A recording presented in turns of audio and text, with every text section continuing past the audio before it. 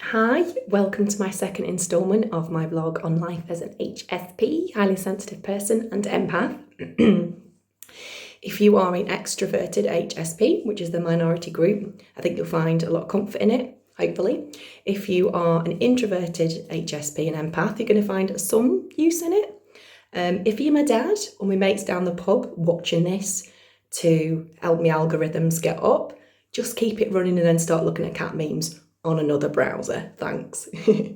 Like I said, I'm new to this. I'm not an expert, I'm just sharing my life story. So I'm probably going to contradict myself a little bit.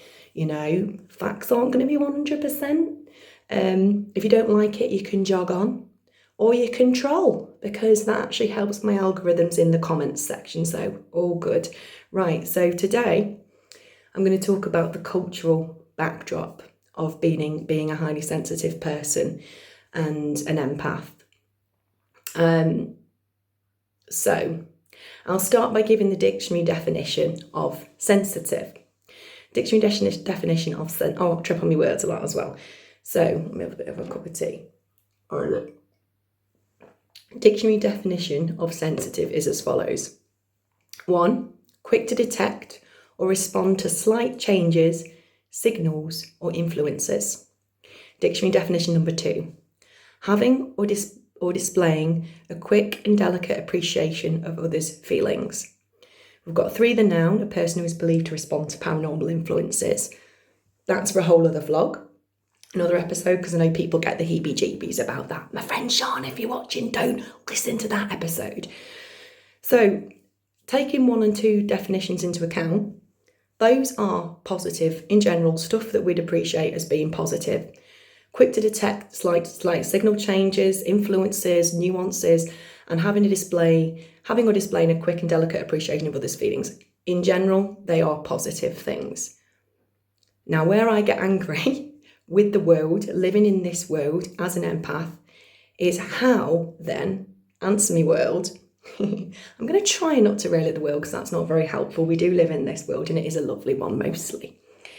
How did it become that the word sensitive or being sensitive became a negative thing? How did that happen? Because actually, by its dictionary definition, it's a good thing. It's simply just the cultural paradigm of our times. We, inverted commas, as a society, have decided that being sensitive is a bad thing. Now it is changing, I think, especially there's a lot of discourse around men being able to feel emotions and stuff. There's a lot of great men doing a lot of work in that area. But in general, we still live in a paradigm of sensitive being a bad thing. You're too sensitive. Sensitive is almost like an insult. It's thrown at people at an insult.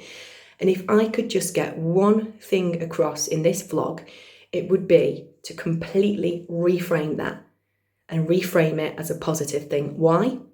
Because quite simply, if the world was a more sensitive place, if people thought of others more, we'd have a better planet.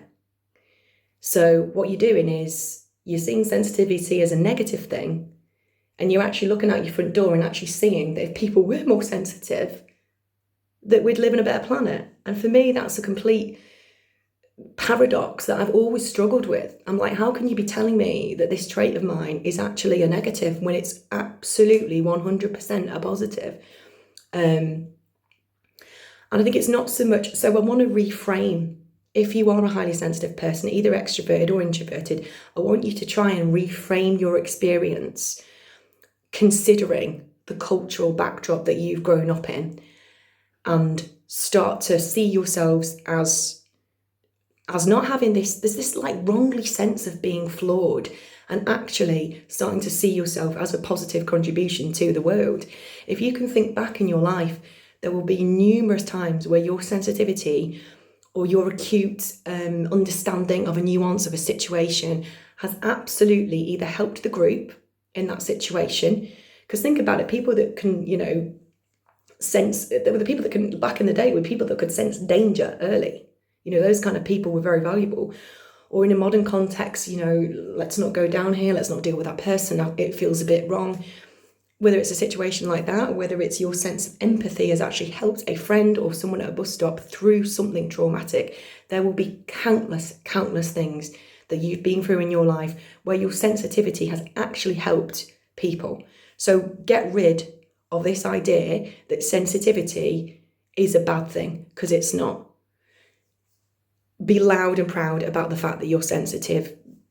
Reclaim it as a positive thing, and don't let people tell you that it's a negative. If I can get one thing across and you never watch me again, it's that, and I feel so passionately about it. My voice is getting loud and my mother-in-law to be is probably going to get angry, so I'll try and keep it down.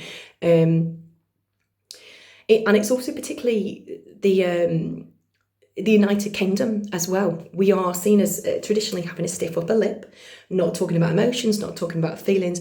I've always felt more affinity with the USA. That I tend to find people over there are more vocal about what they're thinking and feeling. And Italians as well, more expressive and emotionally. I've never really identified with this UK thing of needing to hold in emotions and stuff. I find it very unhealthy. And it's interesting, they did an experiment in China. I should have brought this as a reference to mention. I'm so sorry.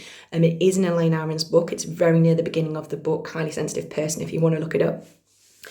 She references a study they did in China where they got all the kids to basically say who was their favourite kid in the class and who they respected the most.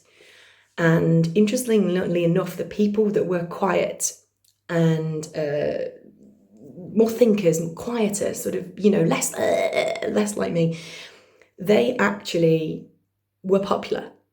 In the British study, however, those kids were not valued as much. They were seen more as weird, the outcast, the shy one.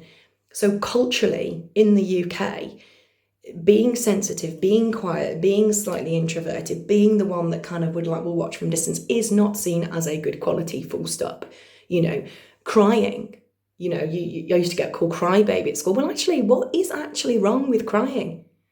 Nothing at all. Society has actually decided that crying is a bad thing, when actually releasing emotion is perfectly healthy. And I have seen numerous occasions where I have actually cried, released my emotions, processed, and my partner at the time or my friend has held it in, and they've held it in, and it's caused them anxiety, it's caused them a myriad of things that I've not got because I've processed it. I've had a good cry, had a cup of tea, had a tub of Haagen-Dazs and got on with my life. And I think that's a healthy way of dealing with it, to be honest. But that's just my opinion. Like I said, if you don't like it, you can jog on, troll, it helps me algorithms.